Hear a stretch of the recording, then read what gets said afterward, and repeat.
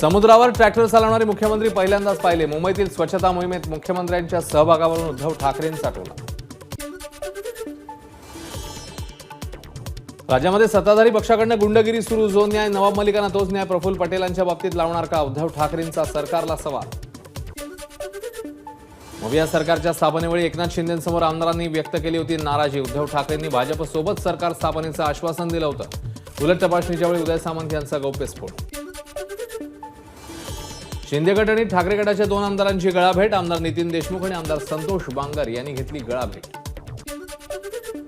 लोकसभेच्या जागा वाटपाबाबत शरद पवारांची वेट अँड वॉचची भूमिका. आघाडीतल्या जागा वाटपासंदर्भात 19 डिसेंबरला दिल्लीमध्ये बैठक होणार. तर नाशिक लोकसभा मतदारसंघातल्या ठाकरे गटाच्या दाव्यावर अद्याप काहीही ठरलेलं नाही, पवारांची माहिती. रोहित पवार बालमित्र मंडळाचे अध्यक्ष. रोहित पवारांची संघर्ष यात्रा ही बालमित्र मंडळ यात्रा. अमोल मिटकरींची रोहित पवारांच्या संघर्ष यात्रेवर टीका. शरद पवार गटाला संपवण्यासाठी रोहित पवार सक्षम. नितेश राणेंची रोहित पवारांवर टीका.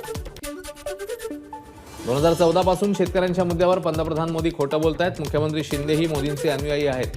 तेही विधानसभेचा अनेक ठिकाणी रेटून खोटं बोलतायत. नागपूरमधल्या काँग्रेसच्या हल्लाबोल मोर्चात नाना पटोले यांची टीका. रस्त्यांची दुरावस्था असतानाही टोल वसुली सुरू असल्याची राज्य सरकारची कबुली. राज ठाकरेंच्या भूमिकेलाही सरकारचा दुजोरा. 2026 पर्यंत टोलद्वारे 3300 कोटी वसूल होणार. कलम 370 बाबत सर्वोच्च न्यायालयाने दिलेल्या निर्णयानंतर मुंबई भाजप प्रदेश कार्यालयाबाहेर जल्लोष. घोषणाबाजीसह एकमेकांना मिठाई भरवून कार्यकर्त्यांकडून निर्णयाचं स्वागत.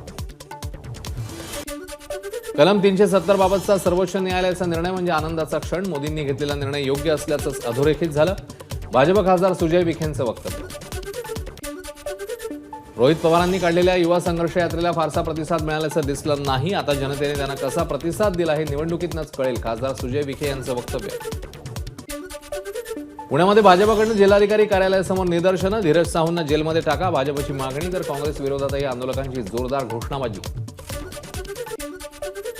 नाशिकमध्ये काँग्रेस खासदार धीरज साहूंविरोधात भाजप महिला मोर्चाचं आंदोलन. धीरज साहूंकडे 300 कोटींची रोकड सापडल्यानं भाजपकडनं काँग्रेस विरोधात घोषणाबाजी. मुंबईतल्या चर्चगेट स्थानकाबाहेर भाजप महिला मोर्चाकडनं काँग्रेस विरोधात आंदोलन. काँग्रेसचे राज्यसभा सदस्य धीरज साहू यांच्याकडे सापडलेल्या पैशावरून भाजप महिला मोर्चा आक्रमक. आंदोलनादरम्यान चित्रा वाघ यांना पोलिसांनी घेतलं ताब्यात. खासदार धीरज साहूंच्या कार्यालयात मिळालेल्या नोटांमध्ये 2000च्या नोटाही होत्या. यासाठीच 3-4 महिन्यापूर्वी 2000च्या नोटा बदलण्यास राहुल गांधींनी विरोध दर्शवला होता का? किरीट सोमय्या यांचा सवाल. पुण्यात संभाजी ब्रिगेडकडनं रुपाली चाकणकरांविरोधात जिल्हाधिकारी कार्यालयासमोर निदर्शनं. चाकणकरांनी भावना दुखावल्याचा संभाजी ब्रिगेडच्या कार्यकर्त्यांचा आरोप. गोरेगाव पूर्वेतील आरे कॉलनी परिसरात सिमेंट कॉन्क्रीटच्या रस्त्याला भेगा. खराब रस्त्यांमुळे मनसे आक्रमक. ठेकेदारावर गुन्हा दाखल करून तात्काळ अटक करावी. मनसेची राज्य सरकारकडे मागणी. इंदापुरात गोपीचंद पडळकरांच्या फोटोला दुग्धाभिषेक. गोपीचंद पडळकरांच्या समर्थनात जोरदार घोषणाबाजी. भाजप नेते गोपीचंद पडळकर यांच्यावर चप्पलफेक करणाऱ्या आंदोलकांवर गुन्हे दाखल. इंदापुरात ओबीसी एल्गार मेळाव्यानंतर पडळकरांवर चप्पलफेक. मराठा समाजाच्या 10 ते 15 आंदोलकांवर गुन्हे दाखल. समजूतदारपणाने संयमाची भूमिका घेतली नसती तर त्यांच्या अंगावर कपडे शिल्लक राहिले नसते. भाजप आमदार गोपीचंद पडळकरांचं वक्तव्य. लोणावळ्यासाठी लांब पल्ल्याच्या ट्रेन्स आणि पुणे लोणावळ्या लोकलच्या फेऱ्यांची संख्या वाढवा. मनसेची मागणी. मनसेकडनं लोणावळा रेल्वे स्थानकात रेल रोको. संत ज्ञानेश्वरांच्या संजीवन समाधी सोहळ्यानिमित्ताने टाळ मृदुंगाने दुमदुमली आळंदी. ज्ञानेश्वर महाराजांच्या मंदिराला आकर्षक फुलांची सजावट. इंद्रायणी नदीच्या काठी वारकऱ्यांची मांदियाळी.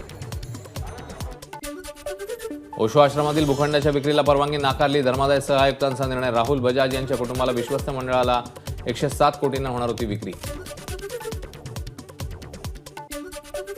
राज्य नियोजन मंडळाचे अध्यक्ष राजेश क्षीरसागर आणि शेजाऱ्यांमध्ये मारहाण. क्षीरसागर यांनी मारहाण केल्याचा शेजारच्या राजेंद्र वरपे कुटुंबियांचा आरोप. मारहाणीचा व्हिडिओ केला सादर.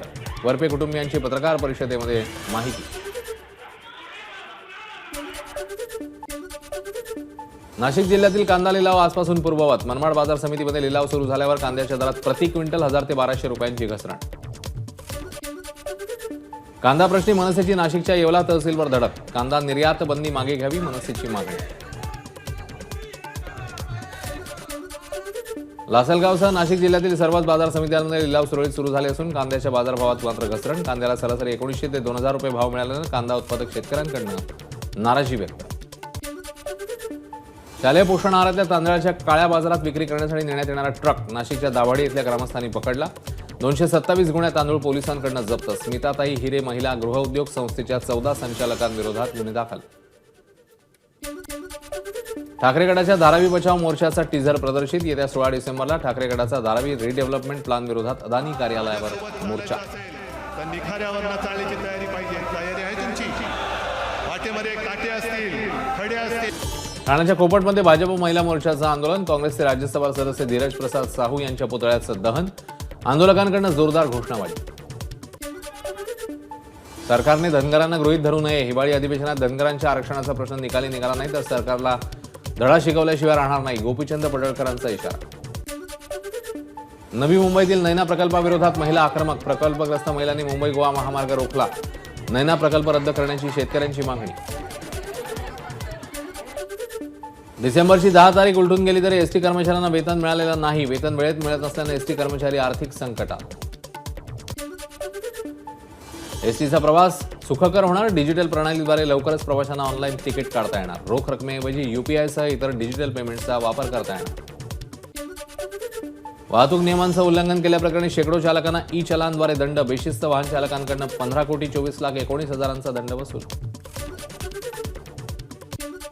कसारा इगतपुरी स्थानकांदरम्यान झालेल्या अपघातानंतर रेल्वे वाहतूक पूर्ववत. अपघातग्रस्त डबे रुळावरून बाजूला.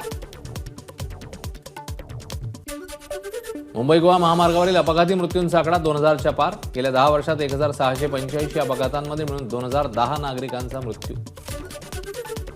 आयसीएसच्या महाराष्ट्र मॉड्यूल प्रकरणी पडघ्याजवळील बोरिवली गावातील 20 ते 30 जणांना समन्स. समन्सनुसार सर्वजण मुंबईच्या एनआयए कार्यालयात चौकशीसाठी हजर.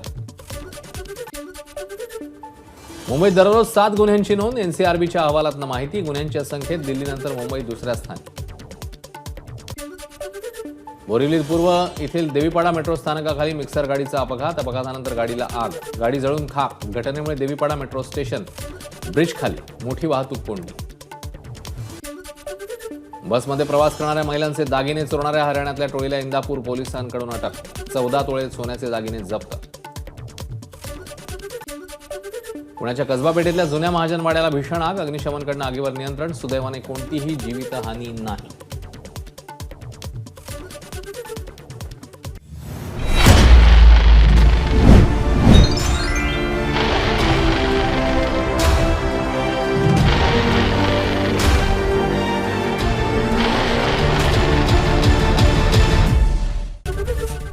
एबीपी माझा, उघडा डोळे बघा नीट.